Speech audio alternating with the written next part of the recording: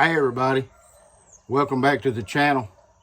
Just out here in the shop doing a little bit more work and came across something that I don't know if any of y'all do this or not, but it's something that if you don't, it might be something that'll help you.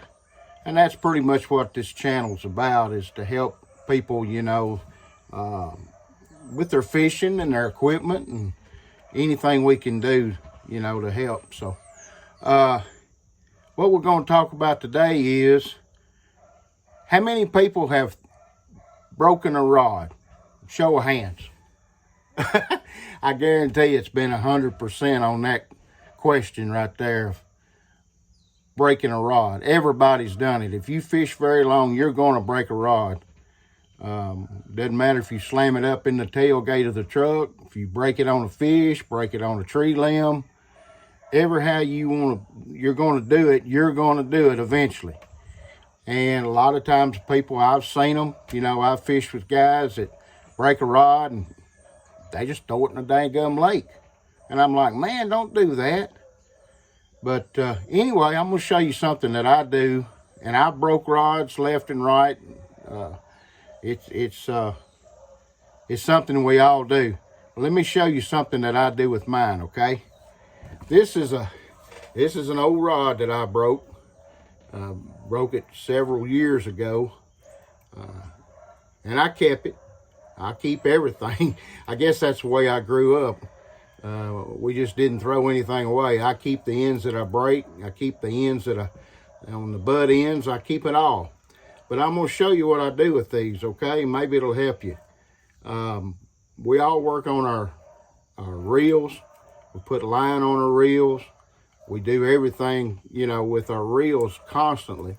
What I do, get one out.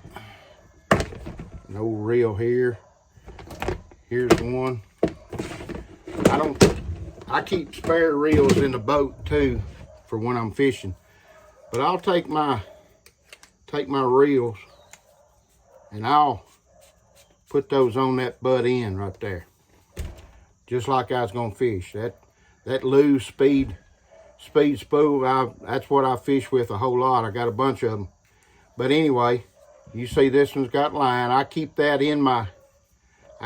one in my boat all the time. I keep some spinning reels, and I keep bait casters. I keep them all, in the boat, because you throw and you get a bird nest, easier to switch one out if you got an extra one. So I keep them all on there, just like that. This is full of fluorocarbon, ready to go. But it makes it very easy to work on it. I can take this reel apart. I can do anything that I want to with it while it's mounted on the end of my broken rod. I can oil it. I can do whatever I want to. I can spool it back up with line. I can do anything with it on the end of this. A lot of times, you'll see people just put them on a rod. Well, I'm sitting at my workbench here. I got stuff everywhere. I really don't have the room to put a whole rod up here unless I'm turning sideways or doing whatever I'm doing. But I can do this. I can work on that thing. Whatever I might want to do with it. I can take that reel apart. I can do anything I want to with it like this under my light, and it's ready to go. I've always done this. Like I said, I've kept pretty much anything that I've ever broke.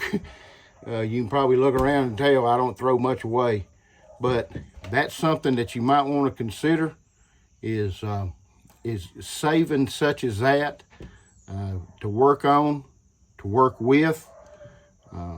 Lures. I don't throw away very many lures. I'll take a lure and I'll take the hooks off of it, and that's what I'll practice with without the hooks on it.